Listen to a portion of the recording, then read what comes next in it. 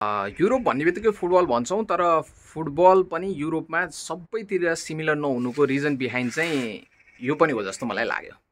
Right now I mean Sweden अनि Scandinavian कन्ट्रीहरूतिर चाहिँ फुटबल लिग्सहरूदेखि लिएर अरू थुप्रै कुराहरूमा चाहिँ अलिक पछाडि पर्नुको रिजन बिहाइन्ड यो हार्स क्लाइमेट जस्तो पनि मलाई फिल भयो क्या। जब विन्टर तपाईँको यति लङ हुन्छ, हार्स हुन्छ भने middle European countries like Spain, फ्रान्सदेखि लिएर मल्टिपल अरू कन्ट्रीहरूले गर्ने लिग्स गेमहरू चाहिँ कन्टिन्यू गर्न सक्छन् भने यता हुन सक्दैन। हो, पपुलेसन पनि लिस्ट छ, हुने बित्तिकै स्पोर्ट्स राइट्सदेखि लिएर अरू मल्टिपल फ्याक्टरहरू पनि होलान्, तर जब क्लाइमेटले नै साथ दिँदैन भने चाहिँ अलिक डिफिकल्ट हुन्छ फुटबल खेल्न र लिग गेम्सहरू गर्नलाई। त्यही भएर पनि यो स्पेसल मोमेन्ट हुन्छ जब नर्वे जस्तो कन्ट्री चाहिँ वर्ल्ड कपमा क्वालिफाई गर्छ आफ्टर सो लङ है त। नर्वेको नै यस्तै सेम डिट्टु नै अवस्था छ ओस्लोको अहिले। अनि त्यसपछि आएर स्विडेनले पनि 2018 वर्ल्ड कपमा क्वालिफाई गरेको थियो भने डेनमार्कले पनि 18 र 22मा क्वालिफाई गरेको थियो है त।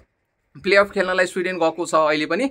अनि लेट्स होप अनि नर्वे क्वालिफाई गर्नु भने चाहिँ it's a very good side Scandinavian कन्ट्रीहरूबाट भने चाहिँ इट्स रियल्ली द वेदर है त। यस्तो वेदरमा चाहिँ फुटबल गेम्सहरू या लिग गेम गराउन चाहिँ धेरै नै गाह्रो हुन्छ जस्तो मलाई फिल हुन्छ।